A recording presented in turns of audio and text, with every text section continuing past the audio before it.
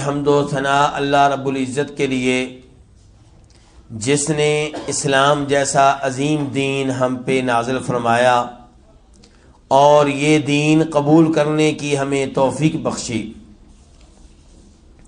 کثرت سے درود و سلام ہو امام الانبیاء جناب محمد رسول اللہ صلی اللہ علیہ وسلم کی ذات اقدس پہ، جنہوں نے یہ دین واضح طور پہ ہم تک پہنچا دیا اور ایسا وعدے کیا کہ اس کی رات بھی دن کی طرح روشن ہے۔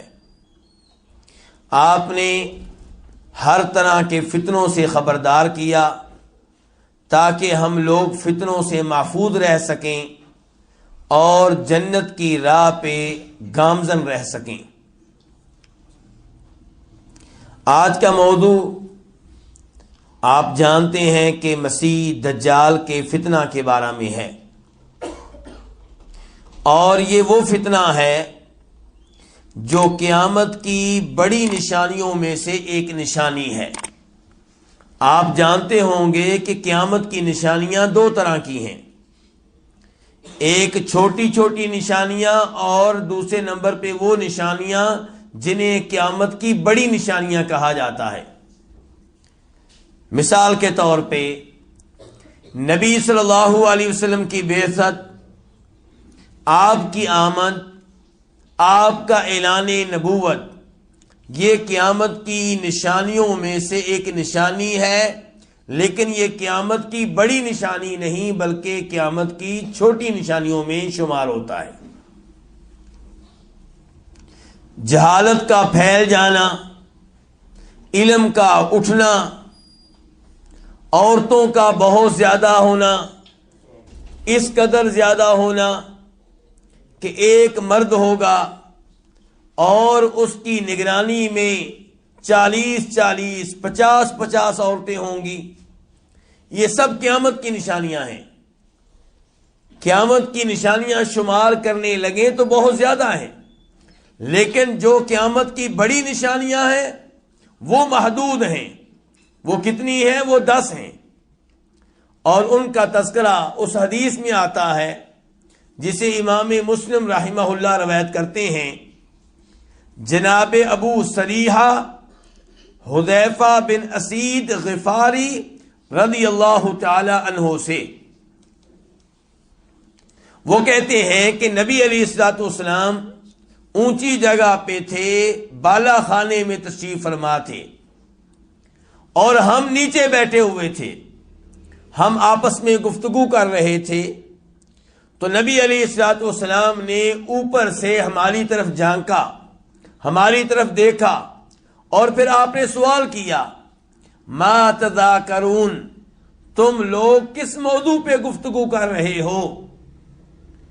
تو صحابہ کرام نے کہا، نذکر الساعہ، کہ اے اللہ کے رسول ہم قیامت کا تذکرہ کر رہے تھے۔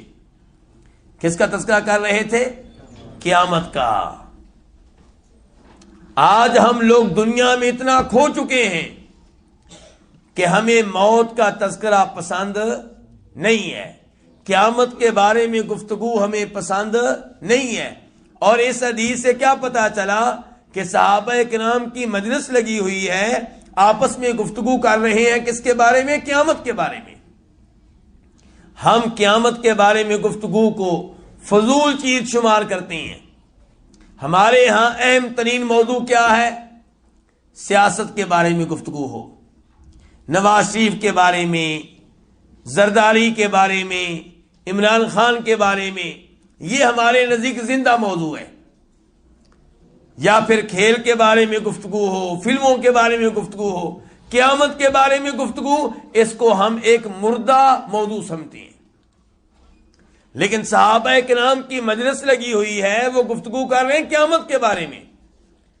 تو نبی علیہ الصلوۃ والسلام نے ارشاد فرمایا کہ قیامت اس وقت تک برپا نہیں ہوگی جب تک کہ تم اس سے پہلے 10 طرح کی نشانیاں نہیں دیکھ لو گے۔ کتنی نشانیاں بیٹا؟ 10 نشانیاں۔ وہ 10 نشانیاں کیا ہیں؟ ان کا آپ نے تذکرہ کیا۔ فرمایا ایک نشانی یہ ہے کہ دجال کا خروج ہوگا، دجال کا ظہور ہوگا، اور دوسرے نمبر پہ آپ نے نشانی یہ بتائی کہ عیسیٰ علیہ السلام نازل ہوں گے۔ آپ جانتے ہیں کہ عیسیٰ علیہ السلام زندہ ہیں، فوت نہیں ہوئے۔ زندہ ہیں، فوت نہیں ہوئے، تو پھر کہاں پہ ہیں؟ کیوں جی؟ کیوں بیٹا کہاں پہ ہیں؟ آپ کو نہیں پتا؟ کیوں بیٹا کہاں پہ ہیں عیسیٰ علیہ السلام؟ آسمانوں پہ ہیں۔ عیسیٰ علیہ السلام زندہ ہیں اور کہاں پہ ہیں؟ آسمانوں پہ ہیں۔ ان بچوں کو دیکھ کر مجھے بہت خوشی ہوتی ہے۔ ان سے سوال اس لیے کرتا ہوں تاکہ یہ میرے ساتھ رہیں، تو ان کے والد صاحب کہیں پریشان نہ ہو جائیں کہ میرے بیٹے سے سوال کیا گیا اور بیچارہ جواب نہیں دے سکا تو شرمندہ ہو گیا۔ نہیں، ایسی بات نہیں ہے۔ علم کی مجلس ہے، مل کے ہم دین سیکھ رہے ہیں۔ تو دوسرے نمبر پہ نشانی کیا بتائی؟ عیسیٰ علیہ السلام کا نزول، چونکہ فوت نہیں ہوئے، زندہ ہیں، تو انہوں نے نازل ہونا ہے، زمین پہ آنا ہے۔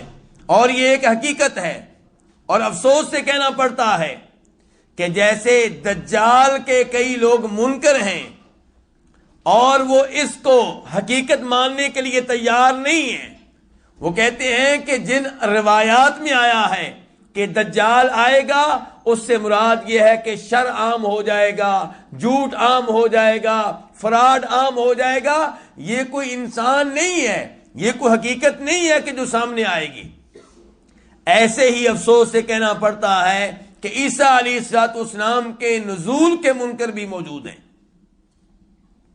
اور وہ کہتے ہیں کہ عیسیٰ علیہ السلام نازل ہوں گے، اس سے مراد یہ ہے کہ خیر عام ہو جائے گی۔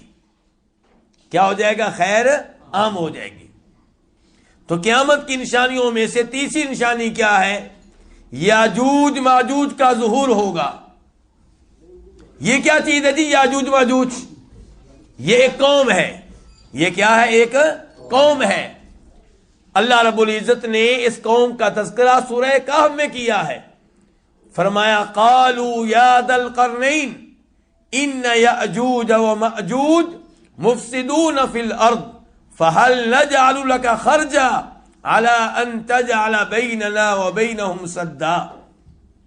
ذوالقرنین ایک عظیم انسان گزرے ہیں، عدل و انصاف کرنے والے تھے، بہترین حکمران تھے، امن و امان کا قیام ان کا بہت بڑا کارنامہ تھا۔ وہ جب ایک جانب گئے، دنیا میں چکر لگاتے ہوئے ایک علاقے میں پہنچے، تو وہاں کے لوگوں نے کہا کہ ادھر یاجوج ماجوج قوم رہتی ہے اور بڑا فساد کرتے ہیں، ہم بڑے ان سے تنگ ہیں، تو ہم چاہتے ہیں کہ ہم آپ کو پیسہ دیتے ہیں، مال فراہم کرتے ہیں، آپ ہمارے درمیان اور ان کے درمیان کوئی بڑی رکاوٹ قائم کر دیں، کوئی بہت بڑی دیوار قائم کر دیں تاکہ ہم ان کے فتنوں و فساد سے محفوظ رہیں۔ تو ذوالقرنین نے کہا یہ کام میں کر لوں گا، لیکن مجھے تمہارے مال کی ضرورت نہیں ہے، مجھے ضرورت ہے کس کی؟ تمہارے افرادی قوت کی ضرورت ہے، تمہارے نوجوانوں کی ضرورت ہے۔ چنانچہ ذوالقرنین نے ان لوگوں کے مابین اور ان کے مابین ایک موٹی دیوار قائم کر دی، جس میں کیا استعمال کیا گیا تھا؟ لوہے کی چادریں، اور ان پہ تانبا پگھلا دیا گیا۔ دو پہاڑ تھے، پہاڑوں کے درمیان راستہ تھا، اس راستے کو بند کر دیا گیا۔ تو یہ یاجوج ماجوج آج ہمارے سامنے نہیں ہے، لیکن ایک وقت آئے گا کہ یہ لوگ اس دیوار میں سوراخ کرنے میں کامیاب ہو جائیں گے، اور پھر یہ عام انسانوں کے ساتھ مل جائیں گے۔ وہ بھی انسان ہیں، ادھر بھی انسان ہیں، لیکن وہ بڑے ظالم قسم کے لوگ ہیں، بڑے طاقتور قسم کے لوگ ہیں۔ تو قیامت کے قریب وہ بھی اس دیوار کو کاٹنے میں اور اس سے سوراخ کرنے میں کامیاب ہو جائیں گے۔ کوشش وہ آج بھی کر رہے ہیں، لیکن کامیابی نہیں مل رہی۔ جانتے ہیں کیوں؟ نوجوانوں کو نصیحت کرنا چاہتا ہوں، وہ روزانہ دیوار سے سوراخ کرنے کی کوشش کرتے ہیں، سارا دن لگے رہتے ہیں، تھوڑی سی رہ جاتی ہے تو کہتے ہیں کہ یہ کام کل کریں گے، لیکن انشاءاللہ نہیں کہتے، انشاءاللہ نہیں کہتے۔ اگلے دن آتے ہیں تو وہ دیوار دوبارہ ٹھیک ہو چکی ہوتی ہے، نئے سرے سے محنت کرتے ہیں، پھر کہتے ہیں کہ باقی کام کل کریں گے، ان کی کل نہیں آئے گی۔ جب اللہ چاہے گا تب ان کی کل آئے گی، پھر وہ کہیں گے کہ یہ کام ہم انشاءاللہ کل کریں گے، اور پھر وہ اس میں کامیاب ہو جائیں گے۔ تو اس سے یہ پتا چلا کہ آپ اپنے ان امور میں جو آپ نے سر انجام دینے ہوں انشاءاللہ کہا کریں۔ تو یہ بھی قیامت کی نشانیوں میں سے ایک نشانی ہے۔ کتنی نشانیاں ہو گئی؟ 3۔ چوتھے نمبر پہ 3 ایسے مقامات ہوں گے جہاں زمین دھنس جائے گی۔ ایک مقام جزیرہ عرب میں ہوگا، دوسرا مشرق میں، تیسرا مغرب میں۔ کتنی نشانیاں ہو گئیں؟ 6۔ مشرق میں زمین کا دھنسنا 1، مغرب میں 2، جزیرہ عرب میں 3۔ 3 اور 3 کتنی ہو گئیں؟ 6 نشانیاں۔ 7ویں نمبر پہ ایک عجیب و غریب جانور زمین سے نکلے گا اور وہ لوگوں سے کلام کرے گا، گفتگو کرے گا، باتیں کرے گا۔ کون؟ جانور۔ اللہ رب العزت نے اس کا تذکرہ بھی قرآن میں کیا ہے، فرمایا سورہ نمل میں وَإِذَا وَقَعَ الْقَوْلُ عَلَيْهِمْ أَخْرَجْنَا لَهُمْ دَابَّةً مِّنَ الْأَرْضِ تُكَلِّمُهُمْ أَنَّ النَّاسَ كَانُوا بِآيَاتِنَا لَا يُوقِنُونَ، کہ جب اللہ رب العزت کی طرف سے عذاب کا وقت ہو جائے گا، جب قیامت کے بپا ہونے کا وقت ہو جائے گا، تو اللہ تعالیٰ کہتے ہیں تب ہم زمین سے ایک جانور نکالیں گے، تکلمہم، وہ لوگوں سے کلام کرے گا، گفتگو کرے گا۔ میرے بھائیوں، کئی دفعہ آپ کسی سکالر قسم کے انسان کی گفتگو سنتے ہیں، آپ کہتے ہیں بڑے نکات بیان کرتا ہے، میں نے آج اس کی گفتگو سنی ہے، بڑا اہم نکتہ اس نے بیان کیا ہے، آپ بہت جلدی ایسے لوگوں سے متاثر ہو جاتے ہیں۔ تو اس لیے میں ساتھ ساتھ آپ کو خبردار کرتا رہتا ہوں۔ قرآن نے کیا کہا ہے؟ جانور چھپایا اور لوگوں سے گفتگو کرے گا، اور یہی تو عجیب و غریب بات ہے کہ جانور زمین سے نکلے گا اور لوگوں سے گفتگو کرے گا، باتیں کرے گا، یہ عجیب و غریب بات ہے۔ لیکن کئی لوگ اس کی بھی تعویل کرتے ہیں، کہتے ہیں یہاں پہ جانور سے مراد انسان ہے۔ جانور سے مراد کیا ہے؟ انسان ہے، وہ انسان عجیب و غریب باتیں کیا کرے گا۔ ان کے قیامت کی نشانی کو، اس کی اہمیت ختم کر کے رکھ دی۔ اور یہ لوگ باطنی ہوتے ہیں جو قرآن کے الفاظ کی تعویل کرتے ہیں، معنی تبدیل کر کے رکھ دیتے ہیں۔ اور آپ لوگ ایسے کسی آدمی کی بات سنیں گے تو آپ کہیں گے یار بڑا پوائنٹ بیان کیا ہے، عام مولوی بیان نہیں کرتے، اس نے بیان کیا ہے، اس نے کہا ہے کہ جانور نہیں بلکہ وہ کیا ہوگا؟ انسان ہوگا۔ اور یہ لوگ باطنی ہیں، اور آگے جب بڑھتے ہیں پھر یہ کہتے ہیں کہ یہ انسان جناب علی ہوں گے، یہ دنیا میں دوبارہ آئیں گے۔ آپ جانتے ہیں ان لوگوں کا ایک عقیدہ ہے، عقیدہ رجعت۔ تو یہ کہتے ہیں کہ امیر المؤمنین خلیفہ راشد جناب علی دوبارہ آئیں گے، اور وہی مراد ہے اس آیت سے، جبکہ یہ بات غلط ہے۔ صحیح بات یہ ہے کہ ایک جانور ہوگا جو زمین سے نکلے گا، اور امام احمد روایت کرتے ہیں اپنی مسند میں کہ یہ جانور زمین سے نکلے گا اور لوگوں کی ناک پہ نشانیاں لگائے گا، ناک کے بانسے پہ کیا لگائے گا؟ نشانیاں لگائے گا۔ اور نشان زدہ لوگ معاشرے میں بڑھ جائیں گے، پھیل جائیں گے، اور اس زمانے میں لوگوں کی آپس میں گفتگو ہوا کرے گی۔ آپ نے ایک مثال دی کہ ایک آدمی اونٹ خریدے گا، دوسرا پوچھے گا کس سے خریدا ہے؟ وہ کہے گا اشتریت من احد المخطمین، میں نے ایک نشان زدہ آدمی سے خریدا ہے۔ یعنی کہ ان لوگوں میں سے ایک سے خریدا ہے جن کی ناک پہ نشان لگے ہوئے ہیں. تو نشان کون لگائے گا؟ وہ جانور. تو اس سے بھی پتا چلا کہ یہ حقیقی جانور ہوگا، یہ کوئی انسان نہیں ہوگا. کتنی ہو گئی جی قیامت کی نشانیاں؟ 7. 8ویں نمبر پہ دھواں ہوگا. کیا ہوگا؟ دھواں. 8ویں نمبر پہ نشانی یہ ہے کہ دھواں، اور اس کا تذکرہ بھی قرآن میں آیا ہے. اللہ تعالیٰ فرماتے ہیں سورہ دخان میں، اور دخان کا معنی کیا ہوتا ہے؟ دھواں. اللہ تعالیٰ کہتے ہیں فارتقب یوم تأتی السماء بدخان مبین یغشی الناس ھذا عذاب علیم، کہ آپ اس دن کا انتظار کیجئے جس دن آسمان دھواں لے کر آئے گا. مجازی دھواں یا حقیقی دھواں؟ بدخان مبین، واضح طور پہ دھواں ہوگا، حقیقتاً وہ دھواں ہوگا. یغشی الناس، جو لوگوں کو اپنی لپیٹ میں لے لے گا، اور لوگ کہیں گے ھذا عذاب علیم، یہ تو بڑا دردناک عذاب ہے. اس آیت کی تفسیر میں علماء کرام میں اختلاف ہے، خود صحابہ کرام میں اختلاف تھا. جناب عبداللہ ابن مسعود کی یہ رائے تھی، کس صحابی کے نام لیا جی میں نے؟ عبداللہ ابن مسعود کی رائے یہ تھی کہ یہ دھواں وہ دھواں ہے جو نبی علیہ الصلوۃ والسلام کے زمانے میں واقع ہو چکا ہے. جب آپ علیہ الصلوۃ والسلام نے مشرکین مکہ کے خلاف بد دعا کی تھی، کہا تھا یا اللہ ان کو ایسی کہسالی میں مبتلا فرما جیسی کہسالی میں تو نے یوسف علیہ السلام کی قوم کو مبتلا کیا تھا.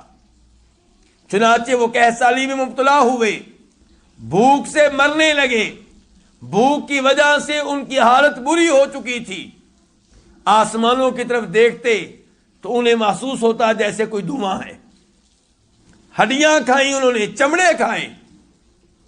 پھر آپ علیہ الصلوۃ والسلام سے رابطہ کیا گیا تو آپ نے ان کے لیے دعا کی تو اللہ رب العزت نے اس کہسالی کو اٹھا لیا.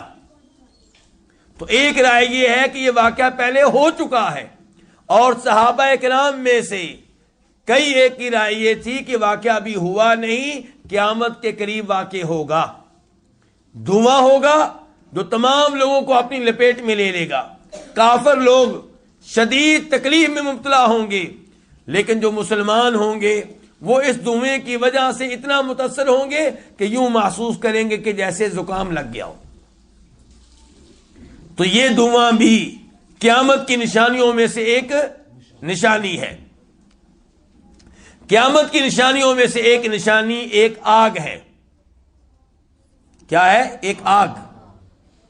وہ یمن سے نکلے گی. یمن سے نکلے گی، لوگ آگے آگے ہوں گے، آگ ان کے پیچھے پیچھے ہوگی، اور یہ آگ لوگوں کو میدان حشر میں جمع کر دے گی. کہاں جمع کر دے گی؟ میدان حشر میں. یہ لوگ راستے میں جہاں رکیں گے وہاں پہ آگ بھی رک جائے گی، جہاں پہ ٹھہریں گے وہاں پہ آگ بھی ٹھہر جائے گی، حتیٰ کہ لوگوں کو میدان حشر میں لے جائے گی. اور میدان حشر کون سا ہوگا؟ شام کی سرزمین ہوگی. تو یمن سے لوگ نکلیں گے اور بھاگتے بھاگتے کہاں جا پہنچیں گے؟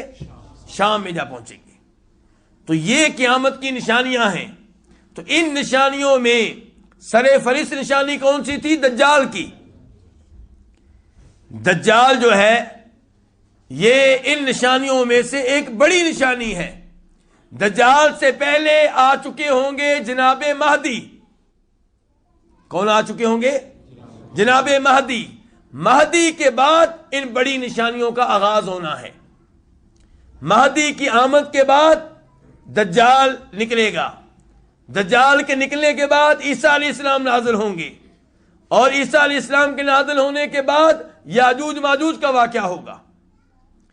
تو یہ ہیں قیامت کی بڑی نشانیاں. ان نشانیوں میں سے ہمارا موضوع کیا ہے؟ مسیح دجال. مسیح دجال ایک انسان کو کہا جاتا ہے. کیا میں کہہ رہا ہوں؟ ایک کوئی مجازی چیز نہیں ہے، یہ ایک انسان ہے جس کو اللہ رب العزت کئی ایک نشانیاں دیں گے. کئی طرح کی قدرت دیں گے جن کی وجہ سے لوگوں کو فتنے میں مبتلا کر سکے گا۔ یہ گفتگو ان لوگوں کے لحاظ سے بڑی مفید ہے جو چھوٹے چھوٹے بابوں سے متاثر ہو جاتے ہیں، نجومیوں سے متاثر ہو جاتے ہیں، عاملوں سے متاثر ہو جاتے ہیں، اور کیا کہہ رہے ہوتے ہیں؟ کہتے ہیں کہ تم لوگ کہتے ہو کہ عالم الغیب ایک اللہ ہے، اللہ کے علاوہ کوئی عالم الغیب نہیں ہے، تو پھر یہ بتائیں کہ فلاں بابا جی کو میرے گھر کی بات کیسے معلوم ہو گئی؟ میں آپ کی توجہ چاہتا ہوں، کیا کہتے ہیں؟ فلاں بابا جی کو میرے گھر کی بات کیسے معلوم ہو گئی؟ اگر آپ ایمان میں پختہ ہوتے تو جب بابا جی نے آپ کی غیبی بات آپ کو بتانے کی کوشش کی تھی، آپ کہتے کہ مجھے یقین ہو چکا ہے کہ آپ شیطان ہیں۔ کیوں؟ کیونکہ رحمان کہتا ہے کہ میرے علاوہ کوئی عالم الغیب نہیں ہے، اور آپ یہ عقیدہ لوگوں میں پھیلانا چاہتے ہیں کہ میں غیبی باتیں جانتا ہوں۔ اتنا ہی کافی ہے یہ یقین رکھنے کے لیے کہ آپ شیطان ہیں، کیونکہ اللہ جھوٹا نہیں ہے، قرآن جھوٹا نہیں ہے، اور آپ جھوٹے ہیں، تو مجھے یقین ہو چکا ہے کہ آپ شیطان ہیں۔ لیکن افسوس سے کہنا پڑتا ہے کہ ہم ایسے جاہل لوگ ہیں کہ ہم ایسے نجومیوں کو، ایسے عاملوں کو اللہ کا ولی ماننا شروع ہو جاتے ہیں جو غیب بتانے کا دعویٰ کریں، حالانکہ غیب بتانے کا جو دعویٰ کرے یہ دعویٰ کافی ہے یہ یقین رکھنے کے لیے کہ یہ شیطان ہے، آگے اس کی بات سننے کی ضرورت ہی نہیں ہے۔ لیکن وہ ایک بات ایسی بتا دیتا ہے جو ہمارے علاوہ کسی کو معلوم نہیں ہوتی، اور ہم متاثر ہو جاتے ہیں، اللہ کا ولی مان لیتے ہیں۔ یہ نہیں دیکھتے کہ اس کی 90 باتیں غلط نکلی ہیں، 95 باتیں غلط نکلی ہیں، صرف ایک بات صحیح نکلی ہے۔ وہ کیسے صحیح نکل آئی؟ اس لیے کہ آپ جانتے ہیں کہ ہر انسان کے ساتھ کیا ہوتا ہے؟ ایک جن ہوتا ہے، اور جن شیطان جو ہے ایک دوسرے کے دوست ہیں، اور انسانوں میں سے وہ انسان جو ان شیطانوں کی بات مانتے ہیں، ان کی بات مان کر بدترین قسم کا شرک کرتے ہیں یا ایسا گناہ کرتے ہیں جو انوکھا ہو، مثال کے طور پہ قرآن کریم کے اوراق پہ پیشاب کر دینا، مثال کے طور پہ قرآن کریم کے اوراق کو واش روم میں پھینک دینا، گندے نالے میں پھینک دینا، پھر آپ احتجاج کرتے ہیں۔ اس کے پیچھے یہی لوگ ہوتے ہیں۔ کوئی مسلمان، ادنا سے ادنا مسلمان ایسی حرکت نہیں کر سکتا۔ ایسی حرکت کرنے والے یہی نجومی، یہی جادوگر ہوتے ہیں۔ تو جب اتنا بڑا کارنامہ، شیطان کی نگاہ میں کارنامہ، یہ انسان سر انجام دیتے ہیں، تو شیطان کے ان کے ساتھ رابطے ہوتے ہیں، پھر وہ بتاتے ہیں کہ آج اس آدمی نے یہ کام کیا ہے، میں اس کے ساتھ موجود تھا۔ تو آپ کہتے ہیں میرے ساتھ تو کوئی موجود نہیں تھا، بھئی وہ شیطان جن موجود تھا۔ البتہ مستقبل کی بات کبھی نہیں بتا سکیں گے، کیونکہ مستقبل کی بات ابھی آپ نے منہ سے نکالی نہیں۔ جب تک آپ نہیں نکالیں گے وہ جن کو بھی معلوم نہیں ہوگا۔ لیکن ماضی کی باتیں یا وہ باتیں جو آپ ظاہر کر چکے ہیں کہ میں کل یہ کرنے والا ہوں، پرسوں میں یہ کرنے والا ہوں، وہ باتیں دوسروں کے علاوہ یہ شیطان بھی سن لیتے ہیں۔ تو یہ انداز ہوتا ہے ان دجالوں کا۔ لیکن ان دجالوں کا امام اور سب سے بڑا جو دجال ہے اسے کیا کہتے ہیں؟ مسیح دجال۔ اللہ رب العزت اسے کیا قدرت دیں گے؟